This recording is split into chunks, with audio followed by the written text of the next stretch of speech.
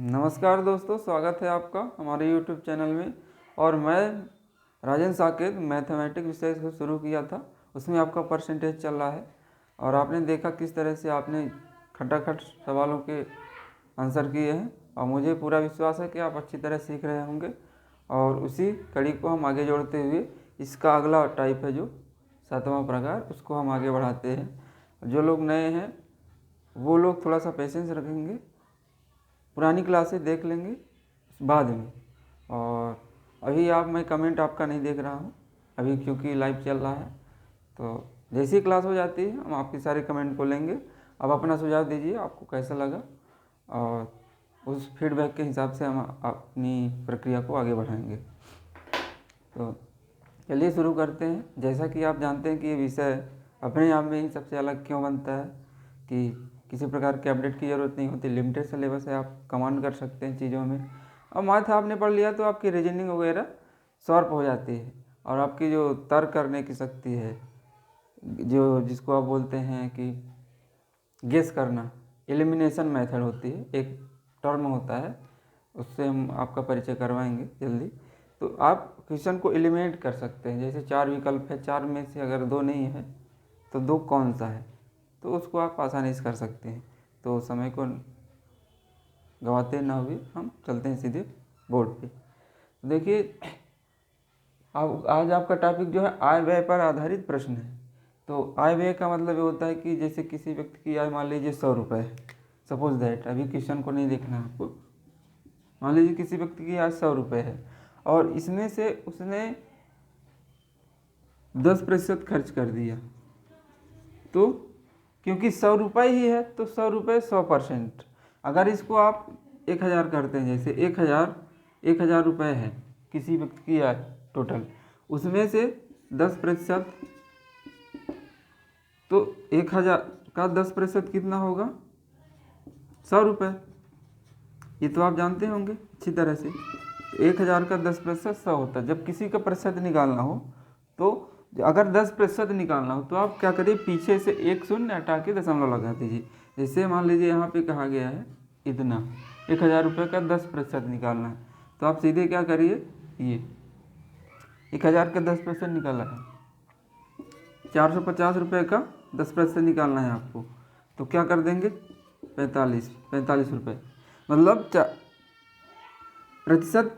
तो आपको अच्छी तरह से मैं बता दिया हूँ। तो देखिए यहाँ पे अगर आप परसेंटेज का चिन्ह हटाते हैं तो बटे में 100 हो जाएगा। तो क्या हो जाएगा, परसेंटेज का चिन्ह जैसे हटाएंगे तो ये हो जाएगा आपका इस तरह से, तो 45 आ गया। मतलब 10% निकालना सबसे आसान है। 10% निकालने के लिए आप इधर दहाई से एक शून्य बाद, मतलब एक डिजिट बाद दशमलव लगा दीजिए, मतलब एक डिजिट हटा दीजिए, दशमलव लगा दीजिए, तो आपका 10% हो जाएगा। उसका आधा कर देंगे, 5% हो जाएगा। तो यहाँ पे जैसे आपका 1000 रुपये है, तो 1000 का 10% कितना हो जाएगा, 100 हो जाएगा। इसी का 20% निकालेंगे तो आपका हो जाएगा 200 रुपये।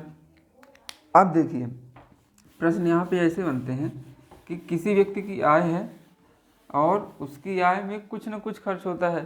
दैनिक जीवन में ही बहुत सारे खर्च होते रहते हैं, जैसे शिक्षा पे हुआ, और भोजन पे हुआ, बच्चों की पढ़ाई पे हुआ, स्वास्थ्य पे हुआ, अन्य खर्च हुए, घरेलू खर्च बहुत सारे होते हैं, गाड़ी वाहन के बहुत सारे खर्च होते हैं। तो जितना खर्च है, जितने प्रतिशत है, उस 100 में से उतने प्रतिशत आपको कम कर देना है। जैसे यहाँ पे आप देखिए, इसको एक सरल विधि से करते हैं। मान लीजिए एक व्यक्ति की आय कितनी है, 1000 रुपये, और उसमें 20% का उसका खर्च है पूरे महीने का। तो लास्ट में उसकी इनकम कितनी बचेगी, ये आपसे पूछा जाएगा। तो इसको आप क्या, इसको मैं 2 विधि बताऊंगा, ठीक है ना, दोनों को आप ध्यान से। तो आप क्या करेंगे, 1000 रुपये का 20% निकाल लेंगे, क्योंकि खर्च कितना है पूरे महीने का, 20% खर्च है, 1000 रुपये का 20%। तो इसको जब आप सॉल्व करेंगे तो ये हो जाएगा 200 रुपये, जैसे मैं पहले ही बता चुका हूँ। तो 200 रुपये खर्च हो जाएंगे। तो आपसे बचत पूछी गई है, तो 1000 रुपये था आपके पास, 200 रुपये क्या हो गया, एक्सपेंड हो गया, खर्च हो गया। तो शेष कितने, आपकी जो बचत है या शेष कितने हो जाएंगे, 1000 में 200 रुपये माइनस कर देंगे, क्योंकि 200 रुपये आपकी पूरे महीने की खर्च है। तो आपकी जो शेष बचेंगे आपके पास, ये बचत हो जाएगी, आपकी बचत 800 रुपये हो जाएगी। ठीक है ना। ये पहली विधि हुई, मतलब ट्रेडिशनल मेथड, पारंपरिक विधि इसको आप बोल सकते हैं। अब इसको थोड़ा शॉर्ट कर सकते हैं कि आपके पास 1000 रुपये था, 20% किसी मद में खर्च हो गया, किसी भी प्रकार का खर्च हो गया, तो बचा कितना उसके पास, 80%, क्योंकि 20% खर्च हो गया, खर्च कितना हो गया 20%, तो आप बचत कितनी हुई आपके पास, 80% हुई, 80% हुई, बचत जो हुई 80% हुई। तो आपको बचत निकालना बोला गया है, तो आप खटाक से क्या करेंगे, 1000 रुपये का बचत कितनी है, 80% है, क्योंकि 20% आपका खर्च हो गया। तो देखिए 80% निकाल दीजिए आप, सीधे आ जाएगा बचत आएगी ये। तो ये सीधे क्या आ गई, बचत, आपको घटाना नहीं पड़ेगा। दूसरा एग्जाम्पल लेके देखते हैं। मान लीजिए किसी व्यक्ति के पास 5000 रुपये उसकी आमदनी है, 5000 रुपये उसकी आमदनी है, और मान लीजिए उसका 10% का खर्चा है पूरा, 10% से ज़्यादा होता है, मैं सपोज दैट चलता हूँ, तो 10% का खर्चा है, ये खर्च है, 10% का खर्च है। ठीक है ना, सॉरी। तो आप क्या करिए, 10% निकालिए, अभी 5000 में 10 घटाएंगे, थोड़ा कॉम्प्लिकेटेड होता है, मतलब लॉन्ग मेथड है। अब इसको आप क्या करिए, सीधे करिए, 5000 का जो बचत निकालेंगे, जब आप बचत, ठीक है ना, बचत निकालेंगे, तो 5000 का क्या कर देंगे, सीधे 90%। अब मेरा मानना है कि आपके समझ में आ गया होगा, बचत जितनी होगी सीधे आप निकाल देंगे, तो क्या हो जाएगा, 90% जैसे आप निकाला, क्योंकि 10% क्या हो गया, खर्च हो गया, तो 90% निकालेंगे, तो आपका ये हो जाएगा 5 गुणे 500 गुणे 9, 9 पन्ना 45, आएगा उतना ही। देखिए आपका यहाँ पे 5000 रुपये था, तो 5000 का आप 10% निकालते, तो 5000 का 10% कितना आता, 500 रुपये। मैं बताया हूँ कि जैसे 10% निकालना हो तो आप पीछे से दशमलव लगा देंगे, एक अंक बाद इधर से, तो 500 रुपये क्या आ गया उसका खर्च। तो बचत कितनी हो जाएगी, बचत हो जाएगी 5000 में 500 माइनस कर देंगे, तो 4500 रुपये आपकी बचत हो जाएगी। स्पष्ट है। अब इसको अपन आगे बढ़ते हैं, जो मेन टॉपिक है अपना, मेन मोटिव है, उसको सॉल्व करते हैं। अब जैसे यहाँ पे सवाल आपका कहा गया है कि किसी व्यक्ति की जो आय है उसमें 20% वो अपने रोज शिक्षा पर खर्च कर देता है और 10% अपने भोजन पर खर्च कर देता है। अब उसकी आय आपको बताई गई है, आय उसकी है 14,000 रुपये प्रति महीना, तो उसकी आपको बचत निकालनी है। ठीक है ना। तो बचत निकालने के लिए आप दो तरीके से अपना सकते हैं कि जैसे यहाँ पे कहा गया 14,000 रुपये, 14,000 रुपये आपको बताया गया है, तो पहले शिक्षा पर 20% खर्च कर दीजिए, उसको घटाइए, फिर जो आए उससे 10% फिर से निकालिए अलग से और भोजन पर खर्च कर दीजिए, फिर उसके बाद घटाइए, तो जो आएगा वो आपकी बचत हो जाएगी। क्लियर है। इसको आप जो बिल्कुल कमांड में ले सकते हैं, गिरफ्त में आपकी आ जाएगा ये। इसको आप शॉर्ट करके दीजिए। तो पहले मैं लॉन्ग से बता दूं, फिर 2 मिनट में बताता हूँ। देखिए इसका क्या है, कुल उसकी आय कितनी है, इतने रुपए, 14,000 रुपये। तो शिक्षा पर खर्च, शिक्षा पर खर्च, तो शिक्षा पर खर्च कितना है, 14,000 का 20%। ठीक है ना। तो ये हो जाएगा 14,000 का 20%, ऐसे हो जाएगा 14,000 का 20%। अब समझ में आएगा। तो ये से ये कट गया और ये शून्य से ये शून्य, तो 14 गुणे 2, 1400 गुणे 2 मतलब 2800। तो 2800 रुपये आपका किस पे खर्च हो गया, शिक्षा पे। तो ये तो खर्च हुआ, भी पहली बार खर्च हुआ, तो पहली बार जो बचत आएगी आपकी कितनी आएगी, 14,000 रुपये और माइनस 2800। ये आपको नहीं करना है, अभी मैं आपको बेसिक बताया, बेसिक मजबूत करने के लिए ये सब हथकंडे अपना रहे हैं। इतना आपको करने की ज़रूरत ही नहीं है, आपको उत्तर 2 सेकंड में आएगा। 2 सेकंड मतलब 2 से 5 हो सकता है, 5 से अधिक नहीं हो सकता। अगर उससे ज़्यादा होता फिर आप सिलेक्शन से 1-2 नंबर से चूक जाएंगे, 1-2 नंबर से, और ज़िंदगी भर कहेंगे कि मेरा सिलेक्शन 2 नंबर से रुका, 1 नंबर से रुका, तो बहुत कष्टदायक होता है। ये अभी नहीं करना है आपको, एग्ज़ाम ये नहीं करना है। मैं ये तो ही आपका बेस, जो लोग अभी कमज़ोर हैं उनको समानता पे, बराबरी पे लाने का प्रयास कर रहा हूँ। तो ये बचत आपकी हो जाएगी कितनी, यहाँ पे आप घटाइए तो ये लगभग 2 हो जाएगा, 200, और ये हो जाएगा आपका, इतना ही आना चाहिए, आप एक बार घटा लीजिएगा। इतने रुपए किसके बाद, शिक्षा पर खर्च करने के बाद व्यय आया है आपका, ठीक है ना, बचत आई, शिक्षा पर आपने खर्च कर दिया। लेकिन आपको ये भी कहा गया है कि फिर से भोजन पर उस क्या करता है, भोजन पर फिर से उसने कितना खर्च कर दिया, 10%। तो 11,200 रुपये का 10% आप किस पे खर्च कर रहे हैं, भोजन पे। तो निकाल दिए खटाक से, तो 11,200 का 10% निकालना सबसे आसान है, मैं बता चुका हूँ। पीछे से आप 1 दशमलव लगा दीजिए, एक डिजिट छोड़ के दशमलव लगाएंगे तो ये आपका आएगा कितने, 1120 रुपये। तो आपकी जो बचत हो जाएगी, कितने में घटाना है, 11,200 में 1120 माइनस करेंगे, तो जो आएगा वो आपका फाइनल आंसर माना जाएगा। तो यहाँ पे देखिए 0 और ये 8 हो जाएगा, ये 0 हो जाएगा, 10,800 रुपये आना चाहिए बचत, उसकी कुल बचत, ठीक है ना। अब आपको ये सब तामझाम करने की ज़रूरत नहीं है।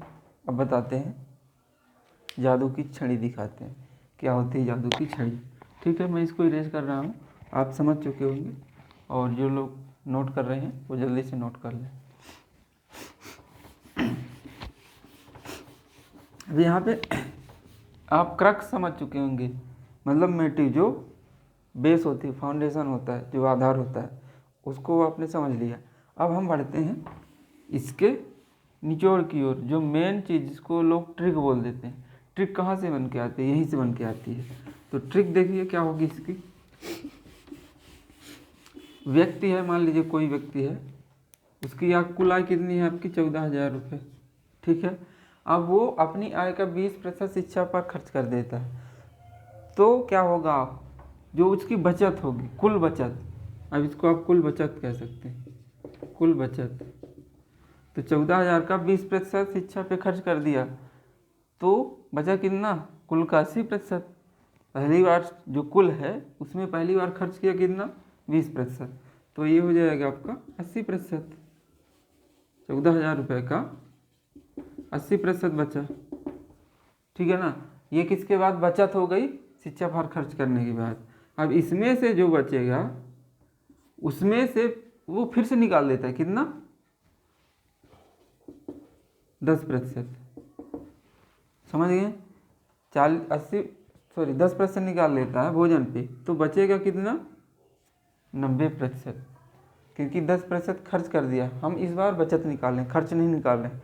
खर्च निकालेंगे तो आपको घटाना पड़ेगा, इसमें घटाना नहीं पड़ेगा। तो 14,000 का 80% जो आएगा उसमें से 10% खर्च कर देंगे, मतलब 90%। तो ये हो जाएगा आपका 14,000 का 80%, और जो बचेगा उसका भी 90%। तो आप देख लीजिए, ये शून्य से ये 2 शून्य ऊपर के कट गए, और ये नीचे का ऊपर से कट गया, तो बचा कितना, 140 गुणे 8 गुणे 9। तो दोनों को गुणा करेंगे तो कितना आएगा, कर लीजिए। अब आपसे पढ़ना आना चाहिए। 8 9 72, और इसका दोनों को गुणा करेंगे तो कितना आएगा, 0, 14 दूनी 28, और नहीं गड़बड़ हो जाएगा, उल्टा नहीं गुणा कर सकते, तो कर लीजिए कि 1400 और 75, तो ये 2 शून्य बना दीजिए, 2 सत्ते 2 चौको 8, 2 एकम 2, और 2 सत्ते 2 चौको 8, और गड़बड़ हो जाएगा ना सॉरी, 7 चौक 28, हाँ, और 7 एकम 7 2 9, तो ये आएगा 8, और ये 0, ये 10। 10,080 पिछली बार भी आपका यही उत्तर आया है, मुझे खुद जहाँ तक मैं ध्यान कर पा रहा हूँ। एक बार आप क्रॉस चेक करिए, आपकी मेथड सही है तो उत्तर आना ही आना है, सेम ही आएगा। अब आप इसका मतलब समझ गए होंगे, मैं पूरी आशा करता हूँ कि समझ में आ गया होगा। इसको हम एक आध और एग्जांपल लेके इसको करते हैं, ठीक है। तो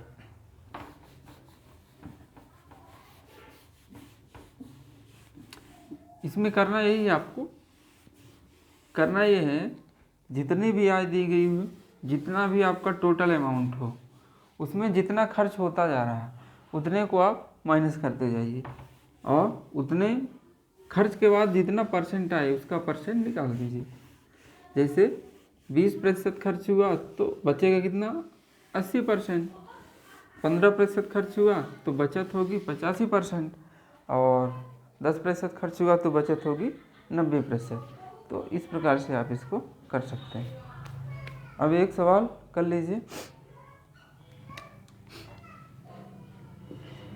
विजय की कुल आय 12,000 रुपये, ये उसकी कुल आय हो गई, मतलब इतनी उसकी टोटल सैलरी हो गई। उसमें से आय में वो 30% भोजन पर खर्च कर देता है, खाना दबा के खाता है, भोजन पर खर्च करता है, भोजन पर खर्च कर दिया। अब शेष का 25%,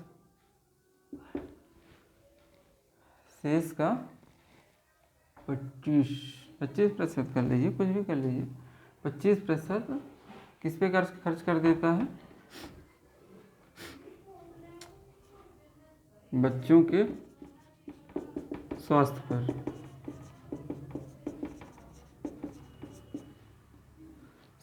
खर्च करता है, ठीक है।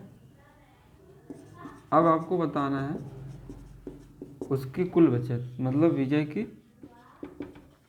कुल बचत कितनी होगी, कुल बचत बताइए, विजय की कुल बचत बताइए, आपको बताना है। तो आप समझ चुके होंगे उसकी कुल आय कितनी, 12,000 रुपये है, कुल आय 12,000 रुपये। अब हम सीधे बचत निकाल रहे हैं ना, विजय की कुल बचत निकाल रहे हैं, आपको समझना है। तो 12,000 रुपये का कितना परसेंट होगा, 30% वो भोजन पे खर्च कर देता है। तो आप पूरी तरह समझ चुके होंगे, जब 30% खर्च कर देता है तो उसकी बचत निकाल रहे हैं, तो बचत कितनी हो जाएगी, 70%, ठीक है ना। अब ये जो हो ऊपर ये इतना हुआ, टोटल टर्म कितने का हो गया, भोजन पर खर्च करने के बाद इतना बचा, भोजन पर खर्च करने के बाद 70% बचा, ठीक है ना। अब जो भी बचा उसका 25% बच्चों की शिक्षा पर खर्च कर देता, सॉरी बच्चों के स्वास्थ्य पर, तो 25% इतने का 25% खर्च कर देता है, तो बचत निकालनी है आपको। तो क्या हो जाएगा, 75%। समझ गए होंगे आप, क्योंकि ये खर्च है तो ये कुल जो है अपने आप में 100% है, मैंने आपको बताया था। तो जब 25% स्वास्थ्य पर खर्च कर दिया तो बचा कितना, 75%। तो अब इसको सॉल्व कर लीजिए, आपको उत्तर आ गया। तो ये हो जाएगा 12,000 का 70% का 75%। क्लियर है। तो ये हो जाएगा आपका 0 से 0, ये 0 से 0 और ये 2 0 उड़ गए, तो 12 × 7 × 75, तो उसकी जो बचत आएगी तो 12 सत्ते 84 होता है, × 75। तो कुल बचत आपकी निकल के आई कितनी, कर लीजिए 84 × 75, तो 5 चौके 20 और 5 अट्ठे कितना होता है, 42, ठीक है ना, कैरी कर दिया, और 7 चौक 28 और 7 अट्ठे कितना, 56 2 58, तो ये जाएगा 0 2 और 8 10 8 4 12 1 13, 6,000। तो कुल बचत हो जाएगी 6300 रुपये। इसमें प्रतिशत नहीं लगे। मेरा पूरा विश्वास है कि अब तक आपके समझ में आ गया होगा, ठीक है ना। अब इसको आप अच्छे से कर सकते हैं। कुल आय जो भी है, टोटल अमाउंट दिया गया है, कुल मतलब उसका इनकम, कोई भी चीज़ है, टोटल में आपको उतने प्रतिशत घटा के निकालते जाना है। जितने प्रतिशत उनके खर्च अलग अलग आ रहे हैं, पृथक पृथक, तो आपकी जो कुल सीधे बचत आएगी उसमें फिर अलग से कुछ माथापच्ची करने की ज़रूरत नहीं पड़ेगी। तो हम इसको इरेज कर रहे हैं।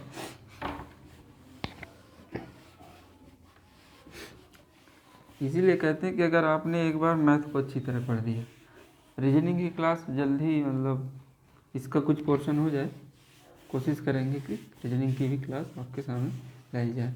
क्योंकि समय का अभाव रहता है तो थोड़ा सा हमें भी चुनौतियों का सामना करना पड़ता है। मेरा पूरा 2 क्वेश्चन हो चुके हैं, एक और देख लीजिए। मान लीजिए एक व्यक्ति है संजय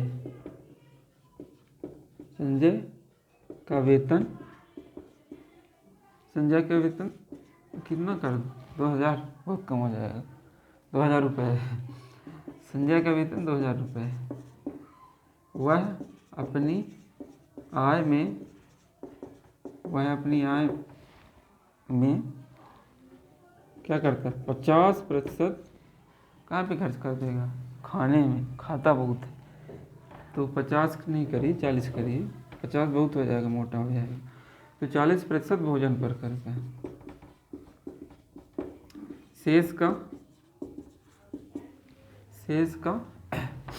20% स्वास्थ्य पर। तो उसकी आय मतलब संजय की बचत निकालना है। आय आपको दी गई है, बचत निकालिए या बताइए, ठीक है ना। तो आपका उत्तर मैं समझ सकता हूँ कि आ गया होगा, ठीक है ना। तो जब ऐसा होता है थोड़ा सा अंदर से भी खुशी होती है, आपको भी और हमें भी। तो आपको कुल सीधे बचत निकाल देनी है। तो बचत निकालेंगे, आप एक बार इसको रीडिंग करिए। संजय का जो वेतन है 2000 रुपये है, और 2000 में वो 40% भोजन पर खर्च कर देता है, दवा के खाता है, और जो भोजन पे खर्च करने के बाद बचता है उसमें से वो 20% अपने हेल्थ के लिए खर्च करता है। तो जो उसका पैसा बचेगा वो आपको निकालना है। तो आप क्या करिए, खटाक से 2000 रुपये का क्या 40% खर्च कर दिया, तो बचा कितना, 60%, ठीक है। और उसके बाद कितना बचा, जो भी बचा उसका 20% स्वास्थ्य पर 20% जब स्वास्थ्य पर खर्च कर दिया तो बचा कितना, 80%। तो ये सब प्रतिशत वगैरह लिखने की ज़रूरत नहीं, जैसे प्रतिशत हटाते हैं तो बटे में 100 आ जाता है, ये आप जानते हैं। प्रति हो गया, शत ये हो गया। तो आप इसको 0 से ये हो गया, 2 0 से ये, तो 20 × 6 × 8, तो ये जाएगा 8 दूनी 16। इसको क्या करेंगे, 20 × 8 48, ठीक है ना। तो ये हो जाएगा 84 नहीं होगा, 8 2 8 16 और 2 चौको 8 9 रुपये। आप इसको चेक कर लीजिए, गुणा वगैरह सही होना चाहिए आपको। तो उसकी जो बचत आ जाएगी 960 रुपये आ जाएगी। तो इस तरह से आपको इसको करना है। यहाँ पे 3 दे दिया जाता है, 4 बार दे जाता है, खर्च कभी कभी बढ़ जाते हैं कुछ लोगों के, तो उसको आपको परेशान नहीं होना है। उसको कैसे करना है मैं इसको एक और बता देता हूँ। स्वास्थ्य पर जैसे यही सवाल हो गया, कभी कभी बढ़ा दिया जाता है, तो उसमें आपको परेशान होने की ज़रूरत नहीं है। एवं शेष का 5% मनोरंजन पर खर्च करता है। तो संजय की मासिक बचत बताइए। संजय की मासिक बचत आपको बताना है।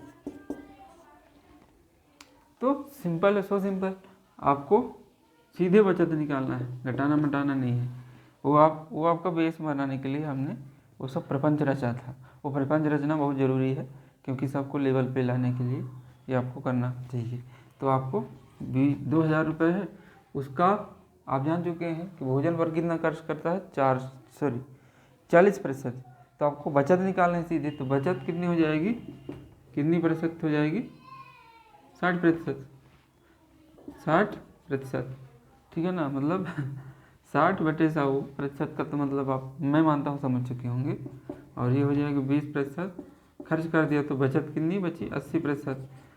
तो 80%, 80%, ठीक है ना।